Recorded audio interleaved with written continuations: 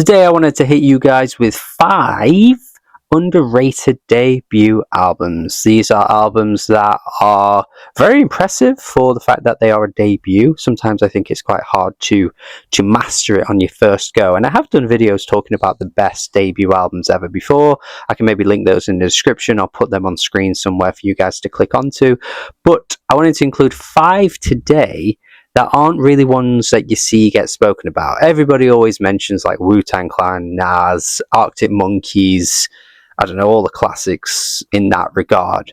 But what are ones that don't get spoken about? What are ones that don't get the attention that they deserve, and are ones that you really need to be checking out? Well, as ever, guys, you know I like to give you guys the juice, give you guys 5, some that you've probably never heard of, and hopefully you check them out after this video. And of course, as ever, let me know your thoughts in the comments. Tell me what 5 picks you would go for, and there may be some that I've never heard and I can check out, and maybe we could do another video like this in the future. Make sure you stick it around. Let's go. I want to start with the Rouge Avenade because she did get some buzz and love for her 2 previous albums, particularly Vulture Prince in 2021. That was actually my top 10 for the year of 2021. But actually, she has been going for quite some time, and in I think 2014 she dropped her debut album, and that for me is as good as anything she's put out over the past few years. And it's a stunner. It's an absolute stunner. The opening track is like 8 minutes, but it's just beautiful. It's so dove-like. Like everything about it just feels so heavenly, feels so just gorgeous. And yeah, the entire album, which is only like 5 tracks or something like that, is just really lovely, serene tracks that I think are beautiful. One of the best vocalists in modern music, I would say, as well. Nobody's really quite as potent and as like just on point as a Rouge.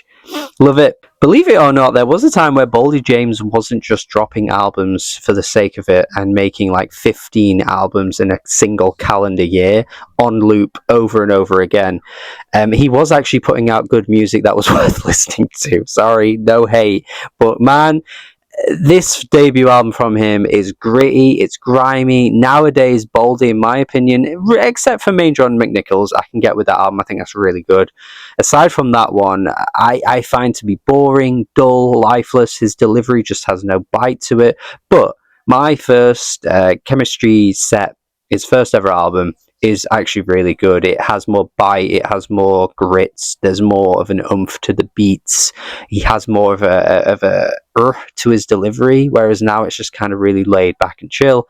There's a place for that, of course there is, but for me personally, I think that kind of like slow Alchemist type production is getting a little stale and gets a little repetitive, and I'm just not really finding a place for that as much now as I would this first album from like 2013. To be honest, I don't even think most Baldi James fans even know he's been around that long. It was really only Main John McNichols that caught him the attention that he gets now. But yeah, he's been around for a good while, and this is a really great debut album, and honestly an underrated rap album from that year too. Lee Owens. I always try my best to do as much championing of electronic music on this channel as I can. I'm no Wonky Angle. I'm never going to be that guy. We all want to be that guy, but I can't quite be that guy.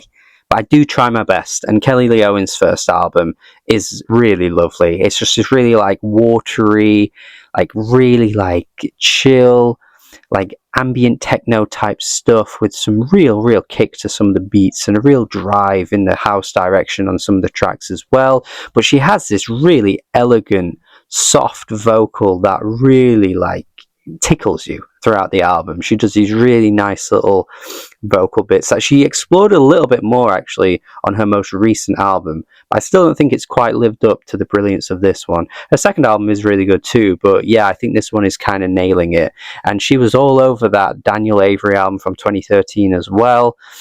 Drone Logic, she's got some vocal parts all over that thing, and yeah, she kind of got her own time to shine over this one. Some really great tracks here.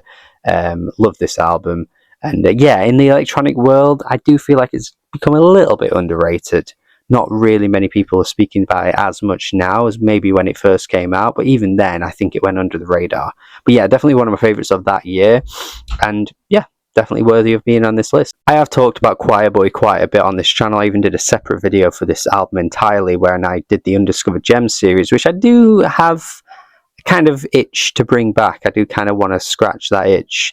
But Passive with Desire, until I do bring that back, is going to be mentioned here, because this is a really, really great synthy, like sophisti pop album from when was it out now? 2016, I think, because they left a big gap between that and their second album, and then they've not put anything out since that, so it's an even bigger gap now. I don't know where they're at, but yeah, both albums were great. Some really like lovely, lush sort of instrumentals, kind of calling back to the 80s, really sweet poppy hooks as well. It's a really good album, just one that I think that a lot of like the music nerdy nerds could get with. Both albums actually, but yeah, had to mention this. I think it's great. And finally, want to mention Avenade, another artist I have talked about on this channel before. But yeah, it's a Whimsical Afterlife was a pretty stark album to drop as your first album. It's really noisy. It's really heavy. It's really like messy and just an absolute blistering sound in the best kind of way throughout the whole thing. It's a really, really great album. I think, as far as I'm aware, it might only be one person as well. I could be wrong on that, but I'm pretty sure when I did review it at the time, somebody told me it was just one guy, and that's even crazier. It's kind of like Parannoul, but less shoegaze, because Parannoul's just one guy too, just doing all of this, creating all this blistering sound. But yeah, it's a really impressive album. Definitely one for the rock fans. And yeah, just feel like as time's gone on, there was a bit of buzz for it when it first came out, but just don't see anybody talk about it now. So I think it's underrated. And that is it from me. There are 5 albums there that you can get into whenever you bloody want. Why not? Listen to it right now, and hopefully you get a new recommendation from me, and hopefully you agree with my picks. Hopefully you come out of these albums thinking, yeah, you know what, Ryan was right. These are pretty damn underrated. But yeah, thank you as ever. Hopefully you've enjoyed this video, and do check out more videos. Let me know in the comments what you think, what should have been picked. Subscribe, stick around for more content as well. There's plenty of videos on this channel you can dig into. Have a good day, and goodbye.